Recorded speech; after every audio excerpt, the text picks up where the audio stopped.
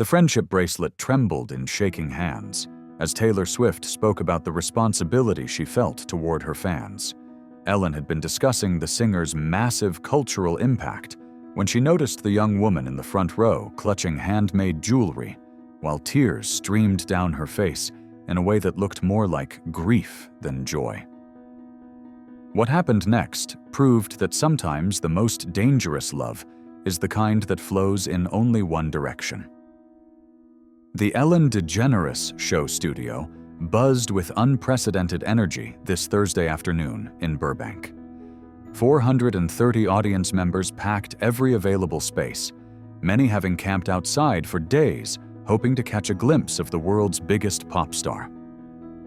Taylor Swift sat in the guest chair with graceful confidence, wearing a flowing emerald dress with delicate gold detailing that seemed to shimmer with every gesture. Ellen, stunning in a sophisticated black blazer with crystal accents that caught the studio lights like stars, was clearly in her element discussing Taylor's record-breaking achievements and the devoted fan base that had helped her reach such extraordinary heights. "Taylor, the relationship you have with your fans is unlike anything I've ever seen," Ellen said, her voice carrying genuine awe and curiosity. "They don't just listen to your music. They analyze every lyric, decode every outfit, create elaborate theories about your personal life. How do you handle that level of intense devotion?" Taylor's expression grew thoughtful, her hands resting elegantly in her lap as she considered the question with the careful attention she brought to discussions about her fan base. "Ellen, I'm incredibly grateful for the connection I have with my fans, but I'd be lying if I said it wasn't complicated. When people invest that much emotional energy in your life and your art, you start to feel responsible for their happiness in ways that can be overwhelming." The audience listened with unusual intensity, many of them recognizing themselves in Taylor's description of devoted fandom. Her honesty about the complexity of fan relationships was refreshing in an industry that typically only acknowledged the positive aspects of celebrity worship. "What worries me sometimes," Taylor continued, "is when I see fans whose entire sense of self-worth seems connected to my success or failure. When my album does well, they celebrate like it's their personal victory. When I face criticism, they take it as a personal attack on them. That's not healthy for anyone involved." But even as the conversation flowed with Taylor's characteristic thoughtfulness, Ellen's attention was increasingly drawn to the front row, where a young woman appeared to be in genuine distress. While everyone around her smiled and took photos, this woman was clutching what looked like homemade friendship bracelets, while crying in a way that suggested something much deeper than excitement about meeting her idol. "You've been very open about your own mental health journey," Ellen said, though she found herself glancing repeatedly at the distressed fan. "Do you worry about the mental health of your fan base? Do you feel responsible when fans struggle with their own issues?" Taylor's eyes lit up with passionate concern, her voice taking on the protective tone that appeared whenever she discussed her fans' well-being. "That's actually something I think about constantly. I know that for many young people, my music provides comfort during difficult times, and I'm honored by that. But I also worry about fans who use my success as a substitute for building their own lives, their own relationships, their own sense of purpose." As Taylor spoke about the responsibility she felt toward her fans' mental health, Ellen watched the young woman's reaction become more intense. She was now clutching those friendship bracelets like lifelines, while staring at Taylor with an expression that looked more like desperate need than admiration.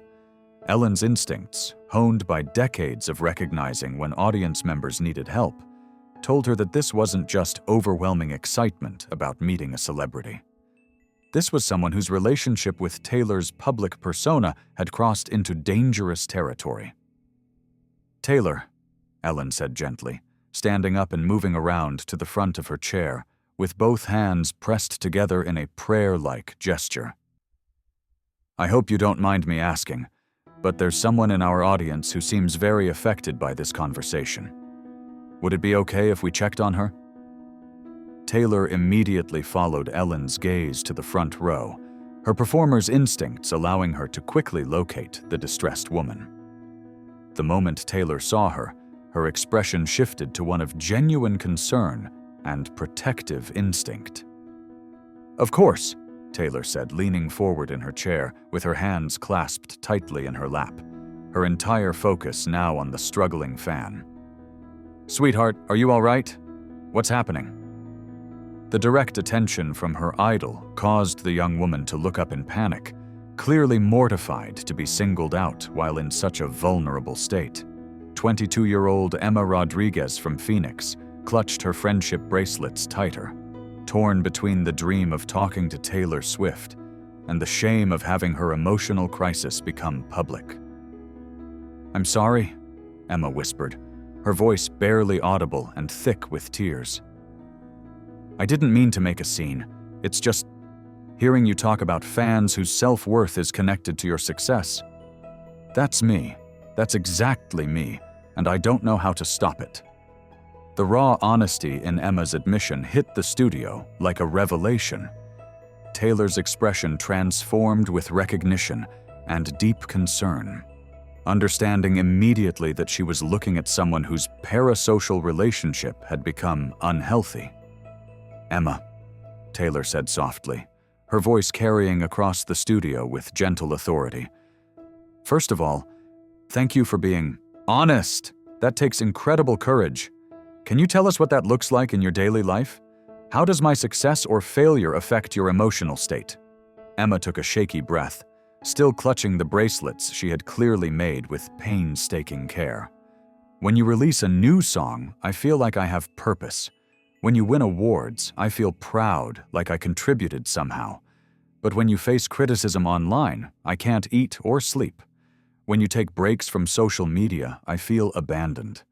I know it's not rational, but I can't help feeling like my emotional stability depends on you being happy and successful." Ellen felt her heart break as she listened to this young woman articulate the psychological trap that millions of fans fell into without realizing it.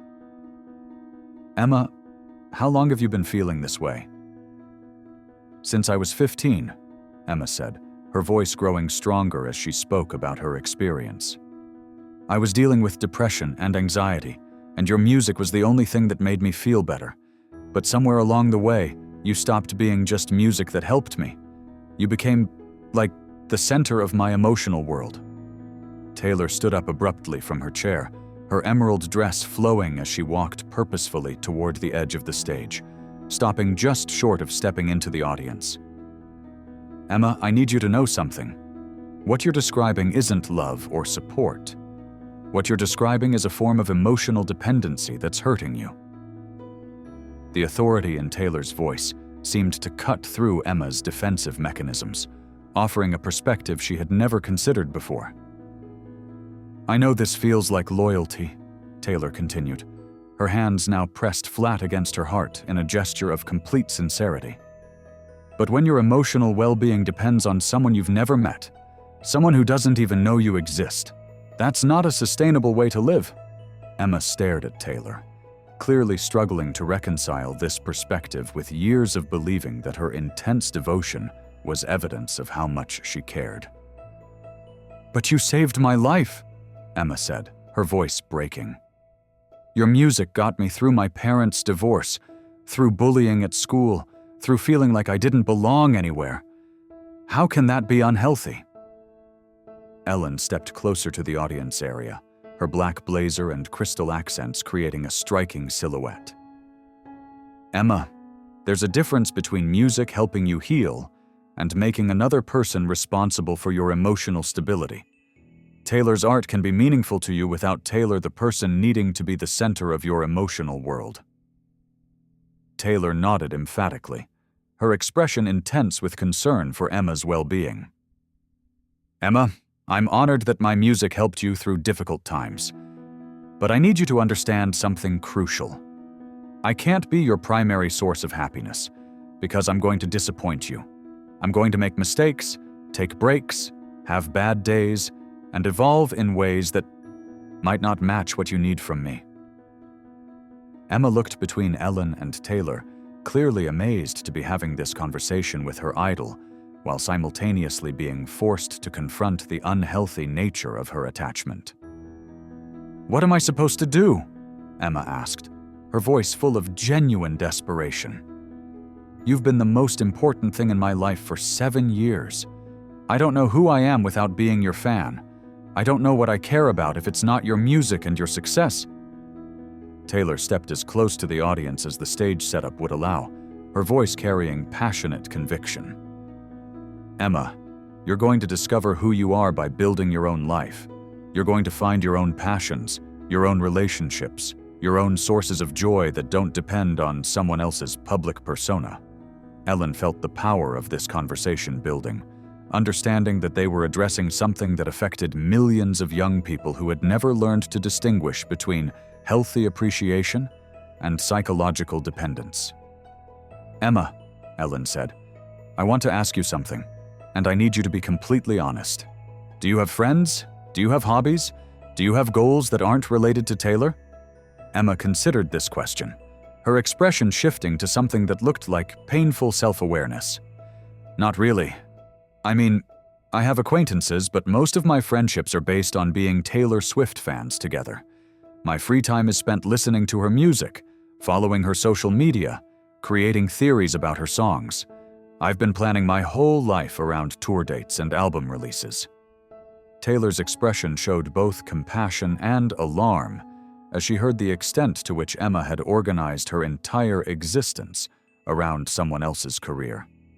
"Emma," Taylor said, her voice gentle but firm, "that's not fandom. That's not even love. That's a form of addiction, and it's stealing your life from you." The directness of Taylor's words seemed to hit Emma like a wake-up call, forcing her to confront realities she had been avoiding for years. "But how do I change it?" Emma asked, looking around the studio as if searching for answers. "This has been my identity for so long. I don't know how to care about anything else." Ellen reached into her blazer pocket and pulled out her personal business card. "Emma, I'm going to give you my direct number, and I want you to call me tomorrow morning. I know therapists who specialize in helping people develop healthier relationships with celebrity culture and social media." But Taylor wasn't finished. She pulled out her own phone and began typing.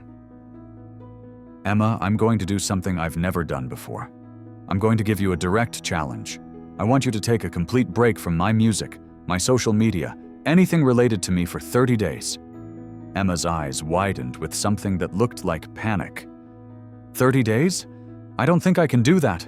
What if I miss something important? What if you need support during that time?" "Emma," Taylor said with a mixture of kindness and firm boundaries, "I don't need your support. I have a team, I have real friends, I have family. What I need is for you to discover that you can be happy and fulfilled without monitoring my life." Ellen turned to address the camera, her crystal accents catching the lights as she spoke to millions of viewers. This conversation is so important because Emma represents thousands of young people who have confused intense fandom with personal identity.